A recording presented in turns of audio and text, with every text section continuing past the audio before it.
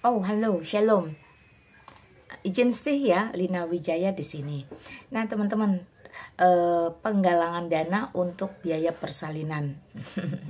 Apa yang menarik di sini? Yang menarik adalah ketika seorang Dennis, ini dia termasuk salah satu selebritis dengan gaya hidup yang ya cukup menengah ke atas ya teman-teman, masih membutuhkan penggalangan dana untuk biaya persalinan, yang mana persalinan tersebut pun adalah anak dari hasil yang tidak menikah atau tidak sah. Oke, kita tidak soroti itu, tapi yang jadi pertanyaan adalah jikalau seorang selebritis saja menggalang dana untuk biaya persalinannya dibandingkan dengan gaya hidupnya yang lumayan mewah ya, dengan ruangan yang selalu ber-AC, kasur yang selalu empuk dan makanan-makanan mewah.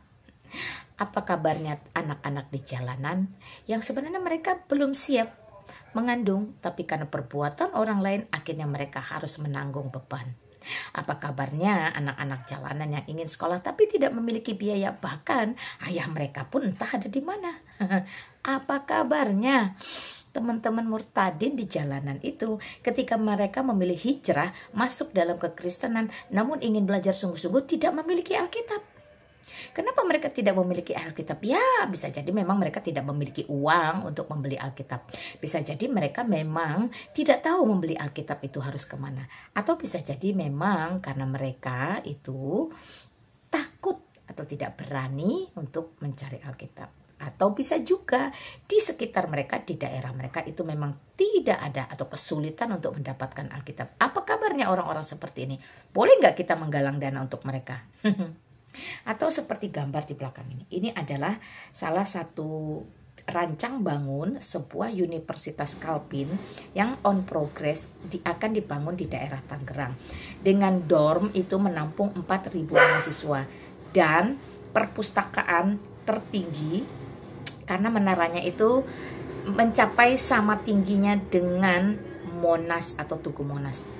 Boleh nggak menggalang dana? Tentu boleh. Ini salah satu janji iman. Nah, demikian teman-teman. Jadi penggalangan dana itu sah-sah saja. Nah, tapi apa yang menarik dari penggalangan dananya Dennis ini, ketika di video sebelumnya dia mencantumkan satu kebenaran firman Tuhan di dalam postingannya. Diambil dari Amsal pasal 3 ayat 27 dengan perikop berjudul anjuran untuk berbuat baik. Pertanyaannya setelah kita baca firman ini ya, janganlah menahan kebaikan daripada orang-orang yang berhak menerimanya, padahal engkau mampu melakukannya. Apakah Dennis itu berhak menerima kebaikan dari teman-teman netizen untuk biaya persalinannya? Ya, walau-alam silahkan teman-teman jawab sendiri, gunakan free willmu. Tetapi sejatinya dalam memberi ada adab. Apakah yang diberi itu memang pantas untuk mendapatkan atau yang memberi itu memang dalam keadaan sukacita?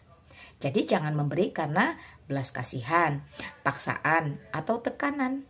Lakukanlah karena ada kasih, ada sukacita, dan ada damai sejahtera. Silakan teman-teman tentukan ya, mau dialokasikan kemana bantuannya. Apakah ke orang-orang jalanan, apakah ke murtadin-murtadin jalanan, ataukah kepada selebritis dengan gaya hidup yang masih menengah ke atas. Berikan bantuanmu tepat guna dan tepat sasaran. Atau ingin membantu pembangunan universitas-universitas seperti ini yang notabene ini bernilai jangka panjang. Anak cucu keturunan kita akan mendapatkan satu tempat sekolah yang sangat berkualitas. Nah, silakan. Jadi ada berbagai macam tempat untuk kita memberikan sumbangan atau dana yang layak ya. Menggalang dana. Ini salah satu cara-cara untuk menggalang dana. Nah, kembali kepada Mak sendiri akan menggunakan Galatia pasal 6 ayat 2. Bertolong-tolonganlah engkau untuk memenuhi hukum Kristus. Karena itu Emak mendorong teman-teman open donasi ya.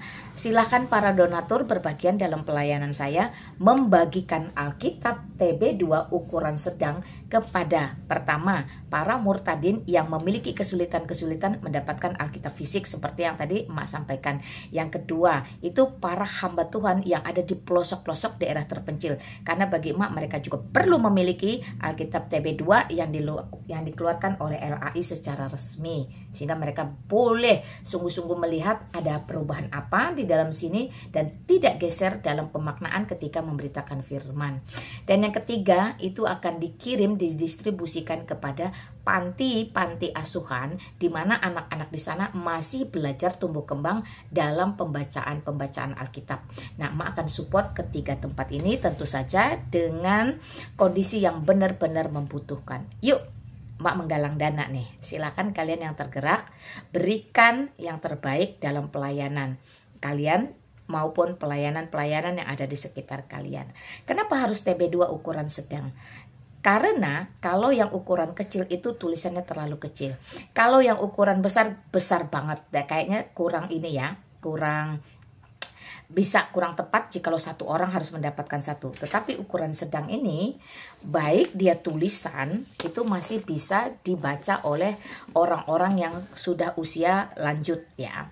Jadi untuk besar, kecil, tua, muda, termasuk yang usia 50, 60 itu bisa baca ukuran sedang. Teman-teman perlu tahu ukuran sedang ini harganya 80.000, itu pun menggunakan diskon khusus dari Lembaga Alkitab Indonesia, baik yang ada di Jakarta maupun di Bogor. Karena itu berbagianlah. Apakah kamu mau menyumbang Alkitab fisik? Silahkan DM Emak. Atau kamu mau berbagian dalam dana karena beberapa Alkitab yang harus dikirim ke daerah itu membutuhkan ongkos kirim. Lakukan yang terbaik dalam pelayananmu, berikan supportmu, danamu kepada hal-hal yang tepat guna, tepat sasaran. Semua kembali kepada pilihan masing-masing. Oke? Kiranya Tuhan Yesus Kristus memberkati kita sekarang sampai selama-lamanya. Shalom.